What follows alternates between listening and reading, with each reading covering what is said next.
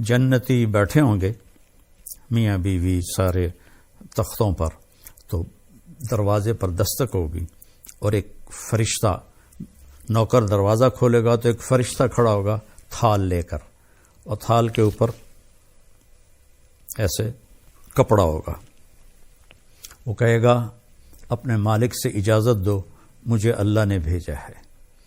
تو اللہ کی طرف سے آیا ہوا بھی جنتی سے اجازت لے کے اندر داخل ہوگا. یہ عزت و جلال و کمال کی بات. یہاں تو آج بادشاہ ہوتا ہے، کل پھانسی چڑھ جاتا ہے. تاریخ پڑھو کیا حال ہوا لوگوں کا. وہ اجازت دے گا تو آ کر اس کے سامنے ایسے تھال پہ رکھے گا، کہا جی یہ اللہ نے آپ کے لیے تحفہ بھیجا ہے. تو جب وہ ایسے اس سے کپڑا اٹھائیں گے تو کہیں گے او بھائی یہ تو ابھی کھایا ہے، یہ تو میری جنت کا پھل ہے، یہ تو میں نے ابھی کھایا ہے. تو وہ فرشتہ کہے گا کہ اللہ تعالیٰ فرما رہے ہیں کہ ذرا ایک ٹکڑا اس میں سے لے کر آپ چکھیں. تو بیگم صاحب بھی بیٹھی ہیں، میاں صاحب بھی بیٹھے ہیں، تو وہ اس کو کاٹنے کی تو ضرورت نہیں پڑے گی. وہ ہاتھ لگائیں گے، وہ کٹ کے ہاتھ میں آ جائے گا، اس کو منہ میں ڈالیں گے. بیگم نے بھی ڈالا، خامن نے بھی ڈالا. تو اگر میرے نبی نے فرمایا اس کی جنت میں، یہ آگے میں مثال کے طور پر عرض کر رہا ہوں، اگر اس کی جنت میں 10 کروڑ قسم کے پھل ہیں، ویسے تو کروڑوں شروڑوں کی وہاں کوئی گنتی نہیں ہے، لامحدود ہے، مثال دے رہا ہوں. اگر اس کی جنت میں 10 کروڑ قسم کے پھل ہیں، ہر پھل کا ذائقہ مزہ الگ ہے. ہم ابھی افطاری میں چاٹ بنے گی، ہر گھر میں بنے گی، تو جب وہ 4 5 6 چیزیں ملتی ہیں تو وہ ذائقہ ہی کچھ اور ہو جاتا ہے، مکس ہو جاتا ہے. تو جب وہ اس کو منہ میں رکھیں گے تو ان کی جنت میں جتنے پھل ہیں ہر پھل کا ذائقہ الگ الگ الگ اس ایک لقمے میں اللہ انہیں محسوس کروائے گا.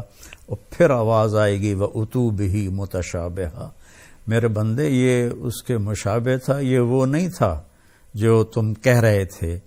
اور پھر مزے کی بات اس سے اگلی کہ دنیا کی سب سے بڑی نعمت عورت ہے مادی نعمتوں میں، اور عورت کے لیے سب سے بڑی نعمت مرد ہے مادی نعمتوں میں.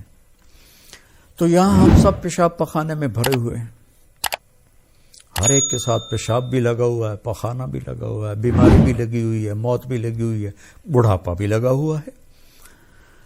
تو وَلَهُمْ فِيهَا أَزْوَاجٌ مُطَهَّرَةٌ، تمہاری بیویاں ہوں گی پاکیزہ، نہ وہاں کوئی حمل ہوگا اور نہ وہاں کوئی ولادت ہوگی، اور نہ بڑھاپا آئے گا، نہ رنگ بدلے گا، نہ روپ بدلے گا، نہ جوانی ڈھلے گی، نہ غم سے پریشانی آئے گی، نہ ڈپریشن ہوگا، نہ اینزائٹی ہوگی.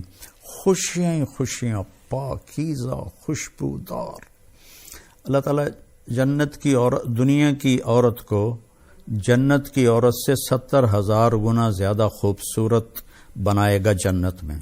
اور جنت کی حور کا حسن بتا دوں کہ یہ دیکھیں، یہ میری یہ انگلی کا یہ اس کو فنگر ٹپ کہتے ہیں، فنگر ٹپ، اور عربی میں اس کو بنان کہتے ہیں، اردو میں پورا کہتے ہیں. کہ جنت کی حور کا یہ پورا اس طرح سورج کو دکھا دیا جائے، جیسے لائٹ میرے سامنے ہے، اس طرح دکھا دیا جائے تو سورج اس کی انگلی کے پورے کے نور کے سامنے غائب ہو جائے گا، جیسے سورج کے سامنے ستارے غائب ہو جاتے ہیں. تو ایمان والی عورت کا حسن کیسا ہوگا، جو کبھی ڈھلتا ہی نہیں، کبھی ڈھلے گا نہیں، کبھی خواہشیں نہیں مٹیں گی. اب تو یار بوڑھے ہو گئے، اب تو کچھ ہوتا نہیں. تو ایک جگہ میں بیٹھا تھا، کافی پرانی بات ہے، تو ایک صاحب کے سامنے قورمہ آیا، وہ بوڑھے ضعیف تھے، تو میں پاس بیٹھا تھا. میں اس وقت کوئی 34-35 سال کا تھا. تو انہوں نے قورمہ اپنے سامنے سے ہٹا کرنا میرے سامنے رکھ دیا اور کہنے لگے لو بھائی کھاؤ، ہمارے تو کھانے کے دن بھی گئے اور نہانے کے دن بھی گئے. تو وہاں ایسا کبھی نہیں ہوگا، کبھی نہیں ہو، اور ویسے نہانے کی ضرورت بھی نہیں پڑے گی. تو وَهُمْ فِيهَا خَالِدُونَ، سب سے بڑی دولت ہمیشہ ہمیشہ ہمیشہ ہمیشہ کبھی کبھی میں سوچتا ہوں نا کہ نو اینڈ، کوئی انتہا نہیں. یہ کھوپڑی میری ایسے ایسے ہلنے لگتی ہے، چونکہ ہمارا دماغ تو لمیٹڈ سوچتا ہے، کھلا نہیں سوچ سکتا ہے. ہم فیہا خالدون، کروڑوں سال کے بعد بھی وقت آف ہو جائے گا، وقت کا سوئچ آف ہو جائے گا.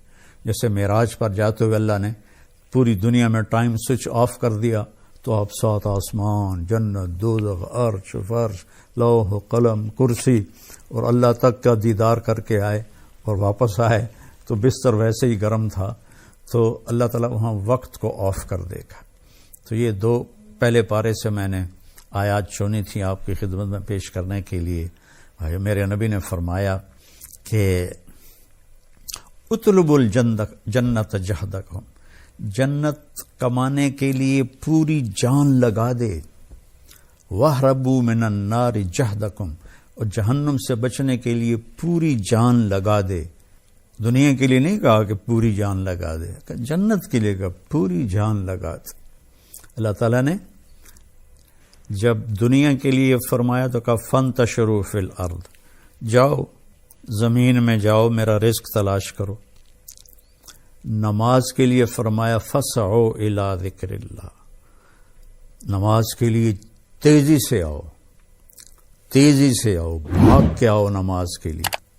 جنت کے لیے فرمایا سارعوا إِلَىٰ مَغْفِرَةٍ مِّن رَبِّكُمْ وَجَنَّةٍ عَرْضُهَا السَّمَاوَاتُ وَالْأَرْضِ، کہ جنت کے حاصل کرنے کے لیے اور میری بخشش حاصل کرنے کے لیے ایک دوسرے سے مقابلہ کرو اور مقابلے کی دوڑ لگاؤ. جیسے کہ ٹریک پر دوڑ لگائی جاتی، ایک دوڑ لگا رہے تو لوگ باغ میں، جس کو جاگنگ کہتے ہیں، کوئی آگے نکل گیا کوئی پیچھے رہ گیا، وہ اپنی چال چلتا ہے. یہاں اللہ کہہ رہا ہے نہیں، دوڑو، ایک دوسرے سے آگے نکلو، ایک دوسرے سے آگے نکلو. اور پھر جب اللہ نے کہا میری طرف آؤ تو سب سے طاقتور استعمال کیا فَفِرُّوا إِلَى اللَّهِ، سرپٹ بھاگو، سرپٹ بھاگو اپنے اللہ کی طرف. اور فرار اس دوڑنے کو کہتے ہیں جس میں کسی چیز سے ڈر کے آدمی بھاگ رہا ہو تو اس کی رفتار تیز ہو جاتی ہے. تو اللہ تعالیٰ کہتا ہے میرے سوا ہر چیز تمہارے لیے مصیبت ہی ہے، ان سب سے جان چھڑا کے بھاگو اللہ کی طرف.